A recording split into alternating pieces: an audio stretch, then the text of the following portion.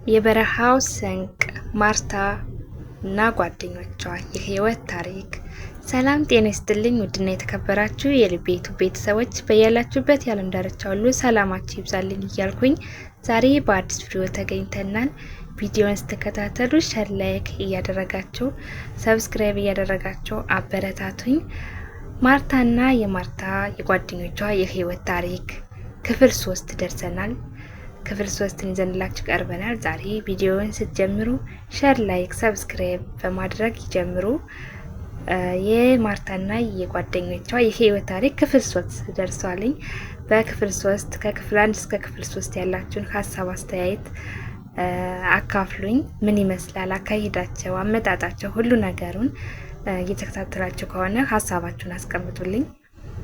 ቀጥታ ወደ ቪዲዮ እንሂድ። ቪዲዮን ከመጀመራችን በፊት ግን ሼር ላይክ ሰብስክራይብ እያደረግን ለሌሎች እንዲደርስ አድርጉልኝ። ቀጥታ ወደ ቪዲዮ እንሂድ።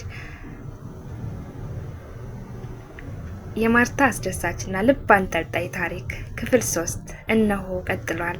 ባለፈው በክፍል 2 በረሃውን በጭንቅ አልፎ ባህር ዳርቻ መድረሳቸውን አይተን ነበር። አሁን የባሰ ፈተና ይጠብቃቸዋል። ማርታና ጓደኞቿ በክፍል 3 ከክፍል የባሰ ፈተና ምን ይሆን የሚገጥማቸው አብረን የምናይ ይሆናል። ቪዲዮውን ሼር ላይክ እያደረጋችሁ አበረታቱኝ። ሌሊት ነበር። ማርታና ጓደኞቿ እንዲሁም ጥቂት ወንዶች ወደ አንዲት አሮጌና ትንሽ ጀልባ ተሳፈሩ። በረሃውን አቋርጠው ከጀልባ ደርሰዋል። ባህሩ መጀመሪያ ላይ ሰላም ይመስል ነበር። ነገር ግን ጥቂት እንደተጓዙ ሰማዩ ጠቆረ።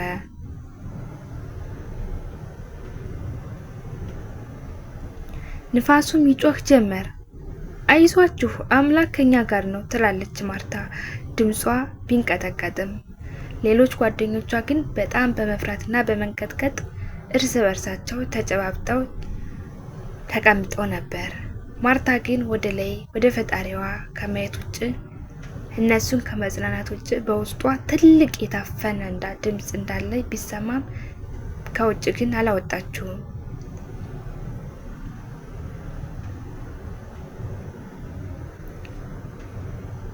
ማዕበሉ ጀልባዋን እንደ ቅጠል ያወዛውዛት ጀመር። ውሃ ወደ ጀልባዋ ውስጥ ይገባል። ሁሉም በጭንቅ ይጮሃሉ። አንደኛው ወጣት ጀልባዋ እንዳትሰምጥ ውሃውን በባልዲ ይዘግናል። ሌሎቹ ደግሞ እየተቀበሉ ይዘግናል። ማርታ ግን ዝም ብላ ወደ ሰማይ ታያለች። ባለፈው በረሃ ላይ ውሃ የሰጠህን አምላክ ዛሬም አትተውን፣ በውሃ አታጥፋን ስትል በልቧ ትጸልያለች። ሌሎቹ ውሃውን ሲዘግኑ፣ እርሷ ግን ወደ ፈጣሪዋ ትማጸን ነበር። በዛ በረሃ ውሃ ተቃጥለን የዝናብ ዶፍ አውርደህ ጉሮሯችንን ያረጠብክ አምላክ አሁን ደግሞ በዚህ በረሃ አታስቀረን፣ በውሃ አታሰምጠን እያለች ወደ ፈጣሪዋ ትማጸን ነበር። በዚያ በጨለማና በማዕበል መሃል ድንገት ከባድ ዝናብ መዝነብ ጀመር። የባህሩ ውሃ ጨው ስለሆነ ሊጠጡት አልቻሉም። መጀመሪያ ዝናቡ ሲዘንብ የዝናቡን ውሃ በእጃቸው እየጠለቡ ነበር ሲጠጡ የነበረው። ጀልባ ከገቡ በኋላ ግን የጀልባው ውሃ የጨው ውሃ በመሆኑ ሊጠጡት አልቻሉም። አሁን ግን በዛ በጀልባ ላይ እያሉ ጀልባው ድንገት መበላሸት ሲጀምር ኃይለኛ የዝናብ ዶፍና የነፋስ ዋይታ መጣ። ዝናቡን በአፋቸውና ባገኙት ዕቃ ሁሉ እየቀዱ ይጠጡ ጀመር። ያ ዝናብ ጥማቸውን ብቻ ሳይሆን ፍርሃታቸውንም አጠበላቸው።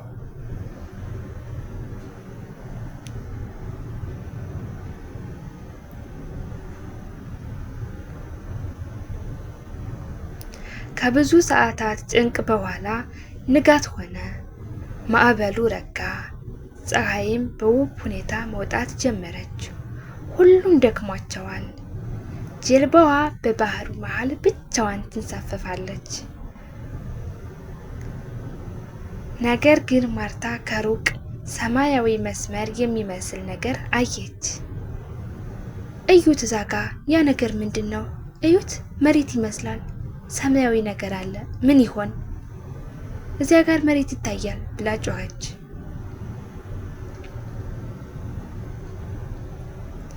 የማርታና የጓደኞቿ ክፍል ጉዞ ገና አላበቃም። የየረግጥ የየብስ የታችኛው ቢሆንም እዚያ ምን ይጠብቃቸዋል የሚለው በጣም አጓጊና ልብ አንጠልጣይ ታሪክ ነው። በረሃውን ባህሩን እንደምን ብለው እየወደቁ እየተነሱ እየተደጋገፉ ማርታና ጓደኞቿ ወደ ፀሐይዋ እየደረሱ ነው። ከዚህ በኋላስ ምን ይገጥማቸው ይሆን? የማርታ ታሪክ ገና አላለቀም። በክፍል 4 የሚቀጥል ይሆናል።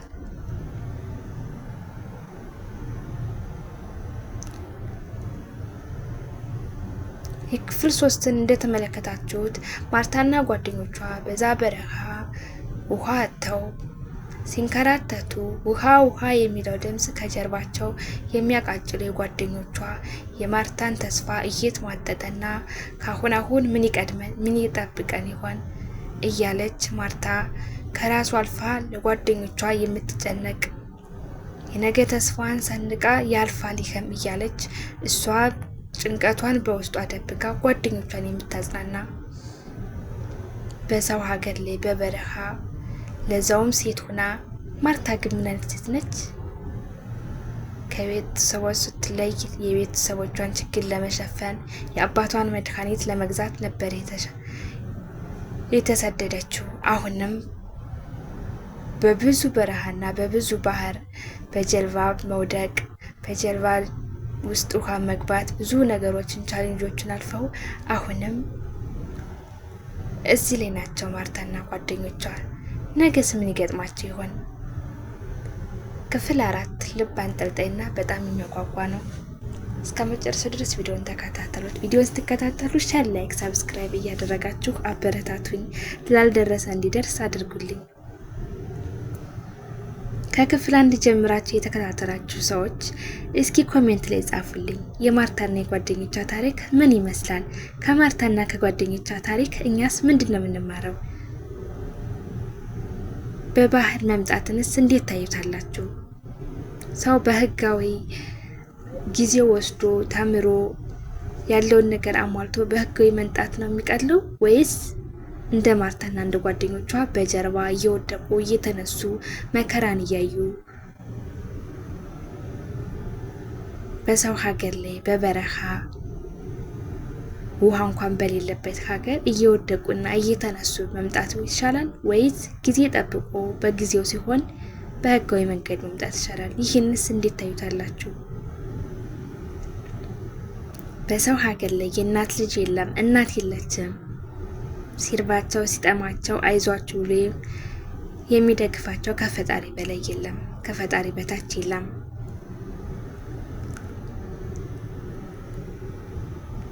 ይህን ታሪክ እንዴት ታዩታላችሁ? ከማርታና ከጓደኞቿ ማን ነው ጎበዝ? ማርታ ከራሷ አልፋ ጓደኞቿን አይዟችሁ ይህም ቀን ያልፋል፣ ነገ ሌላ ቀን ነው እያለች ታበረታታቸዋለች። የማርታና የጓደኞቿ ክፍል 3 ይህንን ይመስላል። በቀጣይ ቪዲዮ በክፍል 4 እንገናኛለን። እስከዛው ድረስ በያላችሁበት የዓለም ዳርቻ ሁሉ ሰላማችሁ ይብዛልኝ እያልኩኝ ይህ ልቤ ዩቲዩብ ነው። ልቤ ዩቲዩብን ሰብስክራይብ፣ ላይክ፣ ሼር እያደረጋችሁ አበረታቱኝ። ቀጣይ ክፍል 4 የምንለቅ ይሆናል። ሀሳብ አስተያየታችሁን ኮሜንት ላይ አስቀምጡልኝ። ከእናንተ ብዙ ነገር የምጠብቀዋለኝ። ሀሳባችሁን ኮሜንት ላይ እንድታስቀምጡልኝ በአክብሮት ጠይቃችኋለሁኝ። በያላችሁበት ሰላማችሁ ይብዛልኝ። የማርታ ታሪክ ልብ አንጠልጣይ ነው። ሰው በዚህ ልክ ዋጋ ከፍሎ ብዙ ነገር አቶ ብዙ ነገር ተሰቃይቶ ወደ ሌሎች ሀገር ወደሚፈልግበት ሀገር ይገባልኝና የማርታና የጓደኞቿ ታሪክስ ምን ይመስል ይሆን? እውነት ይሄን ቻሌንጅ አልፈው ከሚፈልጉበት ቦታ ይደርሱ ይሆን ወይስ ምን ይፈጠር ይሆን የሚለውም ትልቅ የሚያጓጓ ልብ አንጠልጣይ ታሪክ ነው። አብረን የምናይ ይሆናል። በበረሃ ውሃ ጥም እያዛላቸው ጉሮሯቸው ደርቆ የሚጠጡት አጥተው የሚቀምሱት አጥተው ከምግብ ይልቅ ውሃ እያቃጠላቸው ማርታ በያዘቻት በአንዲት ሎሚና ስኳር ጉሮሯቸውን አርጥበው መጽሐፍ ቅዱሷን ይዛ ወደ ሰማይ ስታንጋጥጥ ጸሎቷን ስታደርስ ከላይ ዶፍ መጥቶ ጉሮሯቸውን ያረጠበላቸው ተስፋቸውን ያጠበላቸው ተስፋቸውን የሰጣቸው ይህስ ምን ይሆን የፈጣሪ ትእዛዝ? በዛች ትንሽ ደቂቃ ውስጥ የሚፈልጉትን ነገር ማግኘት መታደል ነው። በጣም ልብ አንጠልጣይ የሚያጓጓ ታሪክ ነው። እስከ መጨረሻው ድረስ አብራችን ተከታተሉ። አብራችን ከተከታተላችሁት ብዙ ነገር ታተርፉበታላችሁ። በበረሃ መምጣትስ ምንድነው ጉዳቱ፣ ምንድነው ጥቅሙ የሚለውን እናያለን። በያላችሁበት ሰላማችሁ ይብዛልኝ። ደህና ሰንብቱልኝ። መልካም ጊዜ ተመኘውላችሁ።